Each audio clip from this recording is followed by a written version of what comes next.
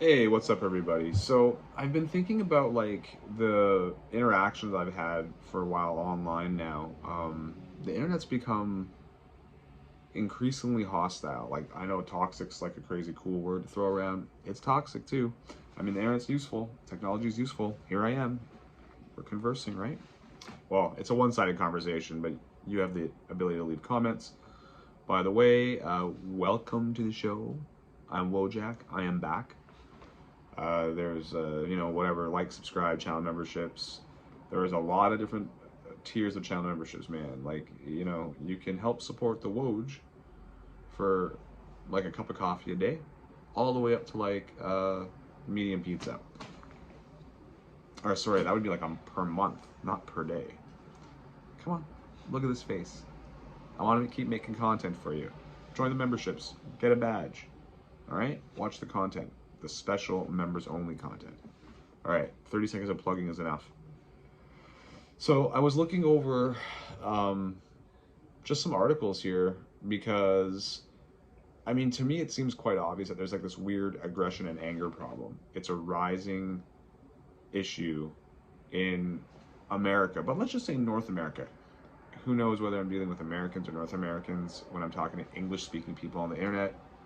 It's impossible to tell. I would say, though, that because America is approximately, what, like 10 times bigger roughly than Canada, 9 out of 10 times I'm probably dealing with Americans, American youth. I live right by the American border, so online interactions are even more likely to be with Americans because I'm within that sort of designated area, right? If I'm sharing a server with someone, if I'm gaming, they're going to put me with people that are in this region, and this region will include American people. So, reading an article here from something called Sapient Labs, I'll leave links for all these things. This came out January 23rd, 2025. It's called The Youth Mind Rising Aggression and Anger. It says, we're in the midst of a youth mental health crisis. Historically, psychological well being followed a U shaped curve, with younger and older generations experiencing the highest well being. However, recent data from the Global Mind Project shows this curve has now collapsed, with each successively younger generation reporting poorer well being and overall mind health. At the same time, statistics highlight high levels of sadness and rising S rates, self-deleting rates, believe it or not, among 10 to 18-year-olds, especially among or in females, with violence and safety fears also growing in this age group. That's wild. I think the internet, again, is clearly problematic. What are the big changes from the younger generations to, let's say, even like millennials or like me, a cusper, millennial, Gen X cusper, or beyond? It's exposure to the internet. It's exposure to, you know, all the ideas, media, um, the social media, the influencers, the things that you don't want to be influencers that become influential. It's this stuff that's clearly causing issues. Also, I think, they constantly reference the pandemic in these articles, and I don't know how much that actually really affected people beyond the fact that it made people more dependent on the online world. For sure, right? We all became like internet cowboys, right? We're all surfing the web all day. And for youth, that was like a large way that they connected and experienced social interaction. People are obviously, we know this, a lot more aggressive, they're less inhibited, right? When they're online. That you would do things online that you would probably not do in real life. We all know that. You'll say things online that you probably wouldn't say in real life. I mean, it's not even like a probably. It's like probably not. I would say like literally 9 out of 10 times you probably wouldn't repeat your online behavior in real life because it won't go over well. It's wild. I started gaming recently again, and different lobbies, different games. And at first, I thought this is just restricted to like Call of Duty, maybe Call of Duty and Battlefield. They share a similar kind of like group of people that play those types of games. They're online FPS games or competitive shooters, and they can get quite toxic. Anything competitive gets toxic, right? Like sportsmanship, right? The thing is that you hear the chat and you can see the comments that are typed, and it it's it's disturbing. The the rhetoric is self-centered, selfish, uh, nihilistic, almost in many ways like hinting at self-destruction, and it, without a doubt, like angry and either looking for attention or looking to cause a fight. Maybe both, right? But it's it's an unhealthy expression. Now, there's also the fact that the behavior is reactionary. Not a whole lot of time gets wasted on critical thinking or stopping to consider anything. Even the amount of like critical thinking that is employed, that people think they're employing these days, is insufficient. You know, you have a person like the guy who just, you know, took the life of Charlie Kirk. Sorry, I'm like, I'm debating whether I should say his name, but we're not going to use his name. Forget it.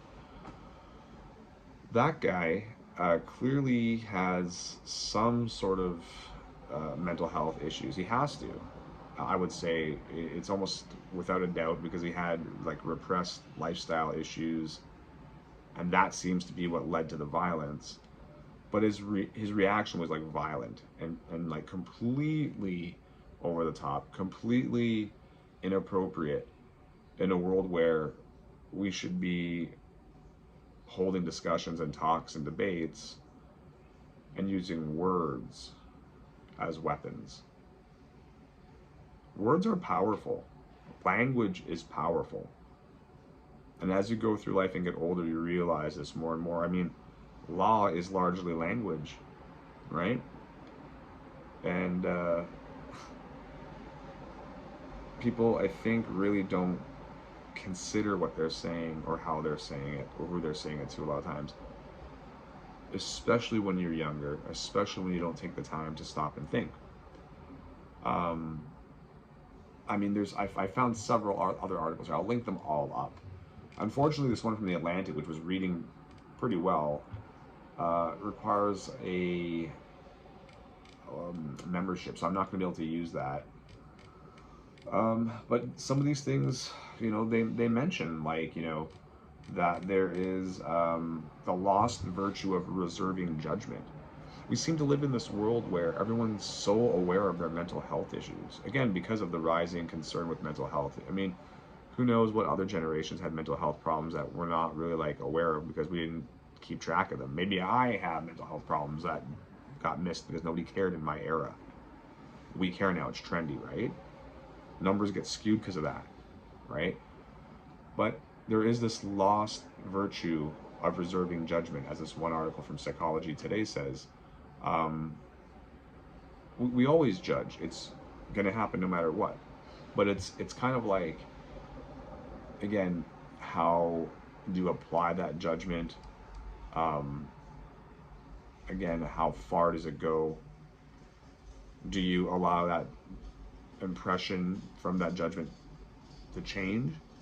Are you open-minded? Like, can you think critically? Yeah, there's a problem. Like, you know, there's these issues of entitlement. You know, again, North America is one of like the best places in the world. America probably is the best country in the world. The fact that there's so much rage over a lowered quality of life, I mean, I can understand that. I'm upset too because here the quality of life, the standards have gone down, down, down. But putting things in perspective and comparing yourself, you know, I know we're not supposed to compare, but just, I mean, really, like, put yourself in perspective and think about the other parts of the world. You don't even have to pick one country. You can just know that by being an American youth, you're the probably most privileged youth on the planet. I mean, like, unless you're one of the most poor, in which case, you know, poverty is pretty much equal everywhere, it seems. Obviously, there's varying degrees of poverty, though. Let's not forget that, right? But a lot of this, though, they're saying it comes from feelings of, like, you know, powerlessness. But that, again, I would say that that's related to entitlement, and that breeds frustration, and that breeds anger. You know, a lack of attention from loved ones, and not having the supports that you would think. But it's obvious to me that it's out there. But what's happening is I'm also seeing this like rampant increase of like discussions of hardcore narcotics. Like, it's all over this platform. I mean, it's like every other comment, every like, you know, 20th username or clan name in COD now somehow is mentioning or referencing some pretty hardcore street narcotics, things that are like killing people, things like the zombie stuff. It's not a joke. It's not funny. So I don't know if these guys are actually joking or if they're serious. Something tells me they're probably serious. It just doesn't come across as a joke. You can tell sometimes when there is joking about this kind of stuff, but the way that it's being spoken about, it reminds me of the way that like my generation talked about like marijuana 20 years ago before it was legal. You know, it was like SWED was your clan tag, smoke weed every day. Like, now you see quite different clan tags referencing harder drugs, which I'm just blown away about. It's like they're acting like these hardcore narcotics are like candy, like casual, like things they just pick up and drop, and they're not.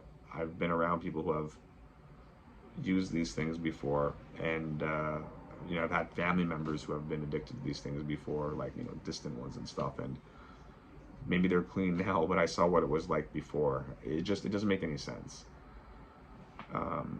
to treat it so lightly. It's weird. It's just this combination of anger, you know, reactionary behavior, and like weird hardcore drug abuse seems to be pretty rampant. Sex and sexualization is also out of control. Like, I get it. You guys grew up with internet prawn. You had access and you know everything now. Aces. It's like why is it only guys in their like early 20s, late teens, things like that have like usernames or make comments or have to in some way let you know that they've, you know, seen a vagina, or that they got laid last Tuesday, or whatever it may be. It's like, do you want a golf clap, man? Do you want a gold star? There's 8 billion men on this planet. Well, sorry, let's say 4 billion. There's 8 million people. 8 billion people, 4 billion men, roughly 50-50, right? Misspoke there, sorry. I mean, lots of people have had sex. A lot of men have gotten laid. Same with women. Otherwise, the population wouldn't be what it is, right? People just didn't come out of eggs or just, you know, pop out of thin air. And Stork didn't bring them all. Sorry if I ruined anything for you there, Stork people. It's wild. Just the intense irresponsibility. Like, the guy who did the shooting was only 22, and like, honestly, that's the kind of behavior I would expect from like a immature like 17-year-old or like something like that. Like, I'm serious. I know that sounds weird, but like, it really, that the guy in the States, that age, you know, they do things bad, violent things, right? Your schools have a history of that. Yeah, it's pretty crazy though that this was a 22-year-old man who should have, you would think, have himself more together. You can drink, you can vote, you can drive. Like, 30 years ago at 22, people were married and having kids a lot of the time. Like, the average age for women having kids was like 23.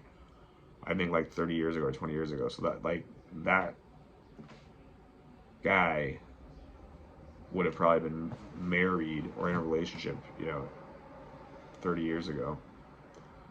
What, you know, whether he was in the closet or not, or whether it was whatever. That's an aside, talking specifically about like maturity levels and stuff. And I get it. The world has changed.